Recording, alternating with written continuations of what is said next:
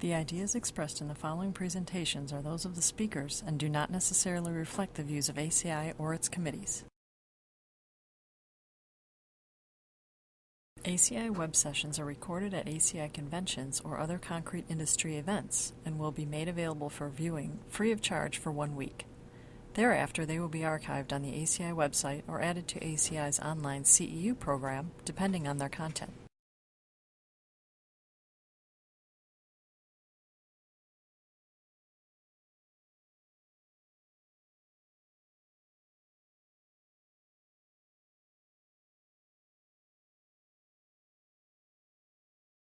Thank you. The title of my presentation is Identification of Soil Foundation Dynamic Stiffness from Seismic Response Signals.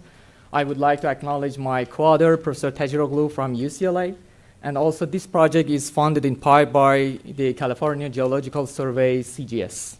For my today presentation, I first would like to give you some motivation and background about this project.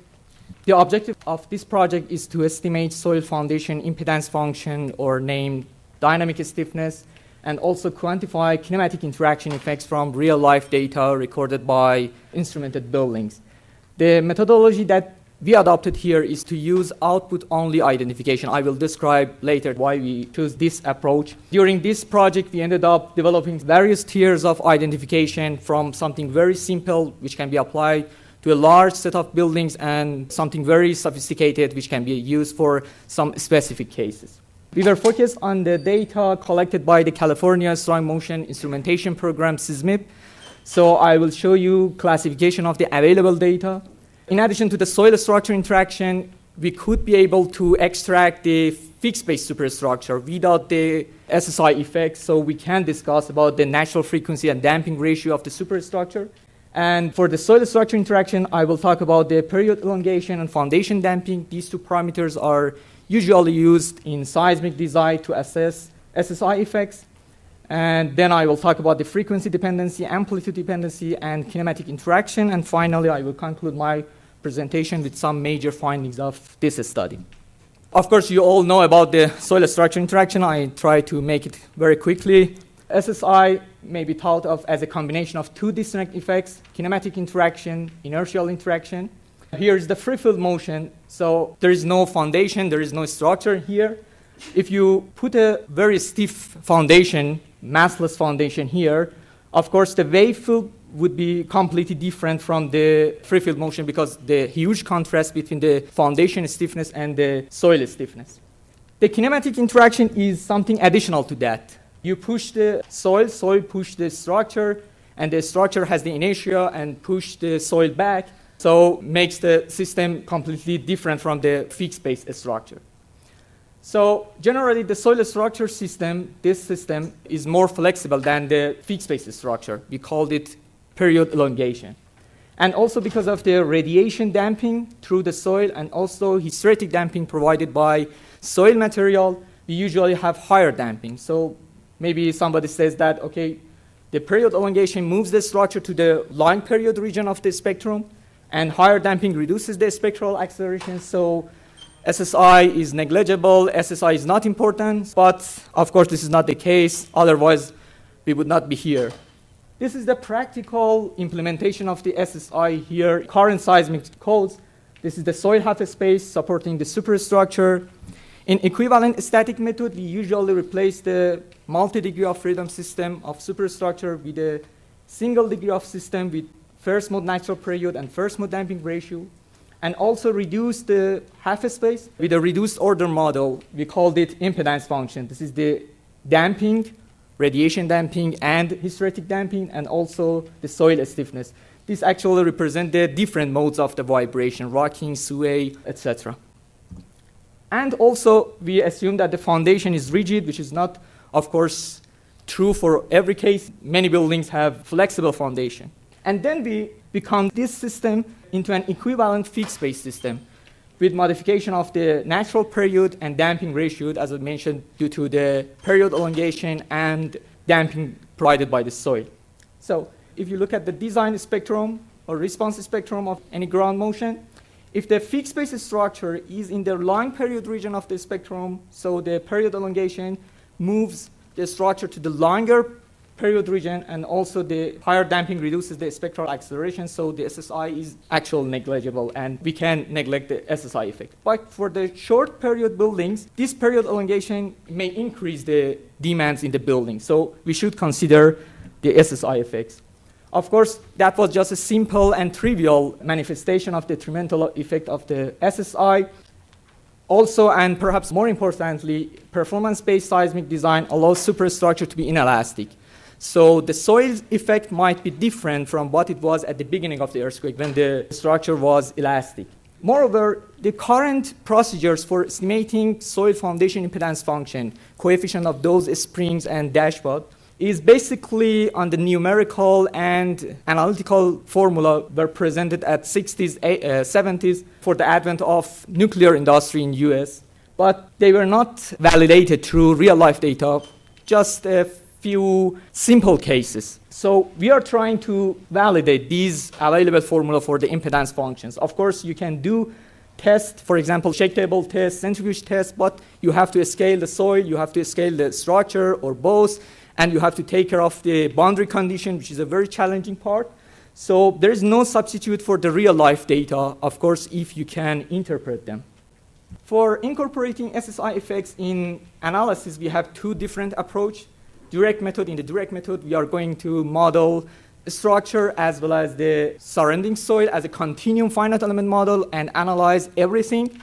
So it's evident that this is a very challenging task, very difficult task, and also it would be computationally very expensive. So in practice, we don't use this approach. We use the substructure method. In substructure method, we replace the soil medium with some discrete element, spring and dashboards. We called it impedance function, and also convert the free field motion to the foundation input motion through available transfer function to consider the kinematic interaction. And then we put the superstructure on this flexible foundation and apply the foundation input motion to find the response of the system. So this is the straightforward method, has low computational cost, but its accuracy is completely dependent to this impedance function and also to this foundation input motion. Here the superstructure, here are the response of the buildings, which are recorded in real life. Here is the foundation response, which is also recorded. Here is the complex valued impedance function, maybe a matrix because of different modes, sway, rocking, coupling terms. And this is the foundation input motion. These are two unknown parameters for our project. We are trying to identify these values from real life data. This is the objective of this project. And at the same time, if we can exclude the SSI effects, we can clearly look at the superstructure and see, for example, what is the natural frequency or damping ratio of a steel building and also concrete buildings. Before going to the detail, I would like to acknowledge the prior works by the researcher. As I mentioned, most of these research have done in 60s and 70s and mostly based on numerical and analytical studies. Among these researchers, Jonathan Stewart actually was the only one who tried to extract such information from the real-life data. So his study was the blueprint of our study. He conducted a very comprehensive study during his PhD in UC Berkeley with Fenves. What did they do? They actually pursued this problem in this way. Let's identify the flexible base properties. And also let's try identify fixed base properties. So we can identify soil foundation impedance function from between these two parameters, these two systems. They actually used input-output identification. In system identification literature, input-output is this. You have known input, you have known measured output, and you want to try to find the system properties to minimize the difference between the recorded output and predicted output by model. They use the same approach. But the problem is that if you want to this method works well, you must make sure that the free field input motion, any input motion, and for example, for the flexible base, free field motion is purely free field. But if the free field motion is close to the structure, building's vibration change the wave field here, so it will change the free field motion. So this is not the free field motion anymore. This is something other. Moreover, if you have kinematic interaction, then the free field motion is not the input motion. Actually, if you have kinematic interaction and use this signal as the input motion, you identify multiplication of two transfer function of the kinematic interaction and transfer function for the flexible base system. So what's the solution? For this reason, Stewart obtained some errors in their analysis. As you can see, these are the Fourier spectrum of the free field motion used by the Stewart. And also these are the frequencies of the system he identified. You can clearly see peaks at the same frequency in the free field Fourier spectrum. So it says that the free field motion is affected by the building's vibration. So you cannot use these signals to do identification. For this reason, they actually obtained the fixed base, which is more flexible than the flexible base cases. What's the solution? The first solution is that we can use the output-only identification. These are a list of available techniques for output-only identification, but there's a problem. Let's take a look at the basis of these methods.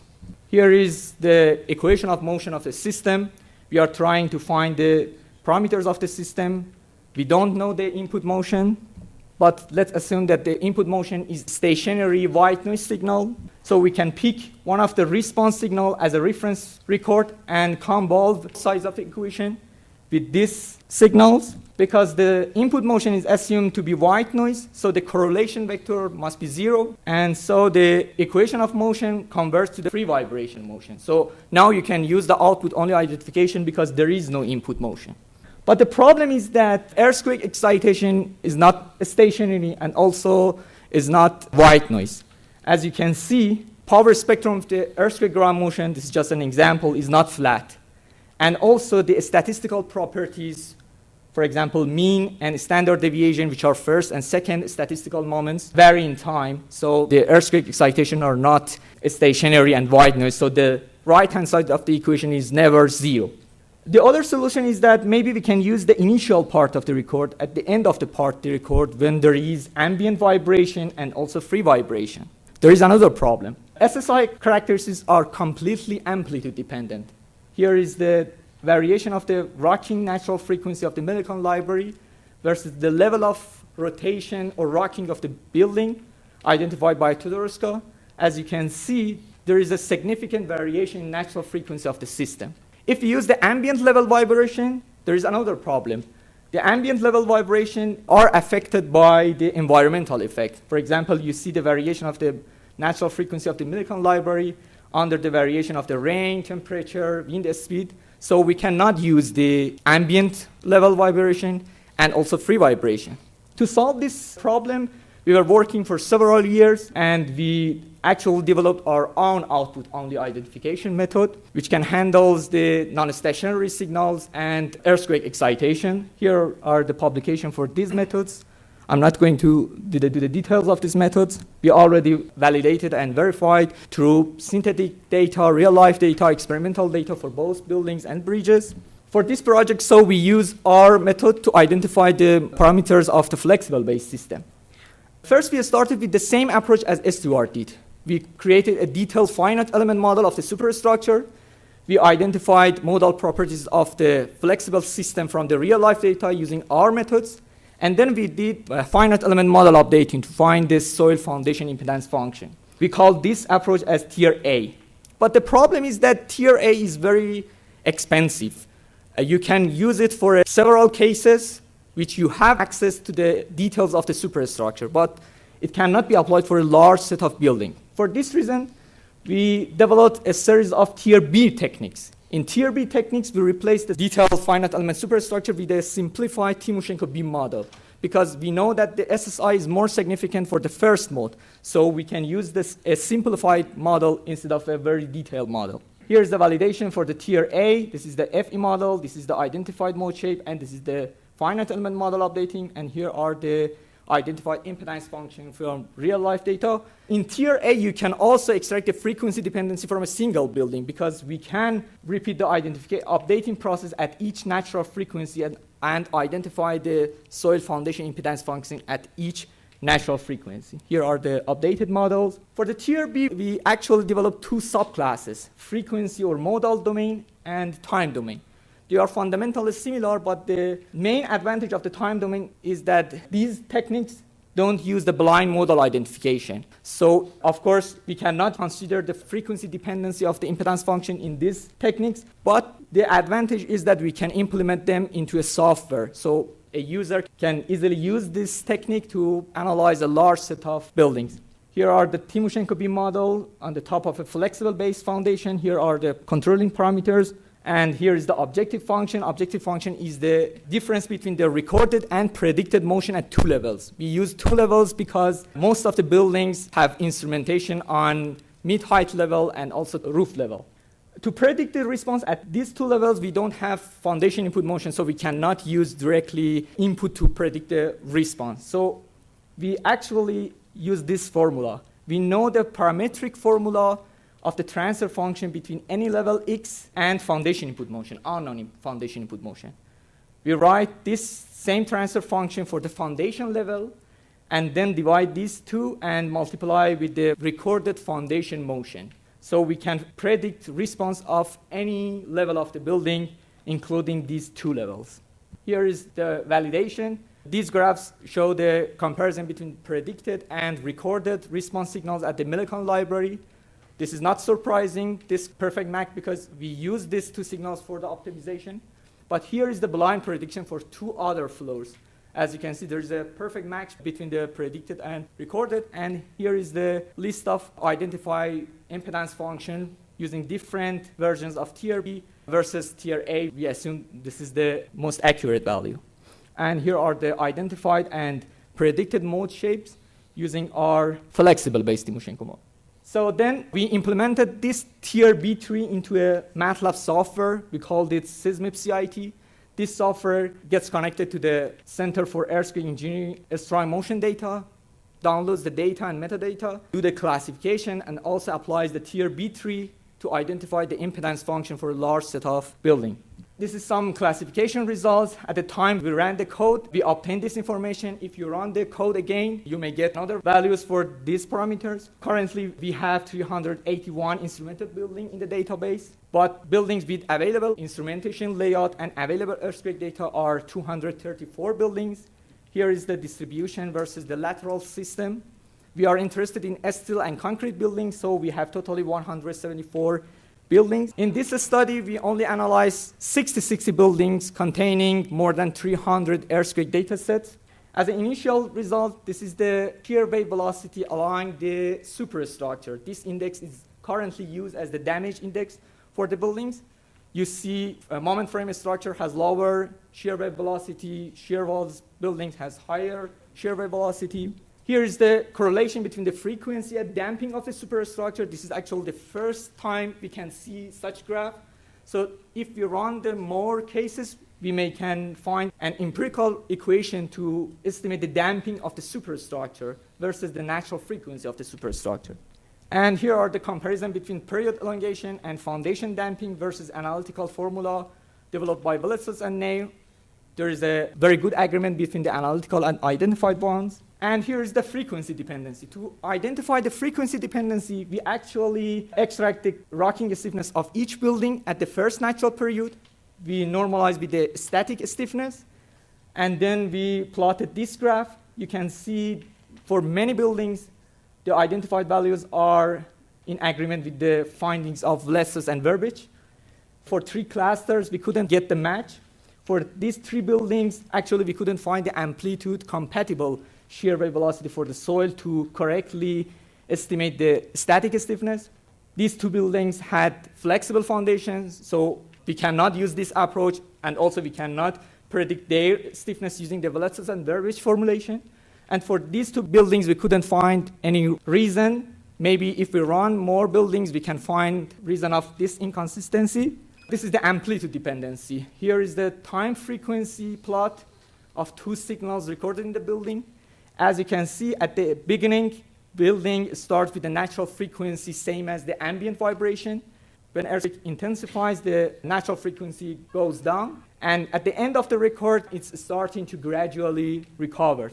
So we should consider the amplitude dependency. So we repeated the process for a single building with several earthquakes, and also we divided that previous earthquake data into 4 time segments. Here is the normalized rocking stiffness versus peak foundation sway. You can see amplitude dependency in these results. To be able to compare our results with the available formula, we converted the peak foundation sway through this formula to the estimation of the shear strain at the soil. And also we divided this identified rocking stiffness with the maximum one. And as you can see, there is a very good agreement between the identified results and the theoretical formula for G over G max. And this is the last slide. Because we could identify the whole flexible base system, we can back calculate the foundation input motion. So if we have the nearby free field motion, we can estimate the kinematic interaction effect using the transfer function. Here is the identified transfer function, and here is the transfer function proposed by Velatsos. In average, it follows the real-life data, but of course, there is ups and downs in the real-life data. Finally, we proposed two approaches to identify soil foundation impedance function. We developed a software using the tier B3. Using this software, we classified seismic data. We analyzed 60 buildings with around 300 earthquake data sets. We observed a strong correlation between the fixed base natural frequency and damping ratio. The theoretical formula for shallow rigid foundations, period elongation, and foundation damping work well. However, foundation damping appears to be somehow overestimated. Frequency dependency of rocking soil foundation stiffness were extracted using identified results from several buildings, not only one single building. There was a significant amplitude dependency. We should take care of the amplitude dependency. And also, it is possible through this approach to find information about the soil nonlinearity using the recorded data on the instrumented building. And finally, the kinematic interaction effect was experimentally studied for the first time from full-scale data.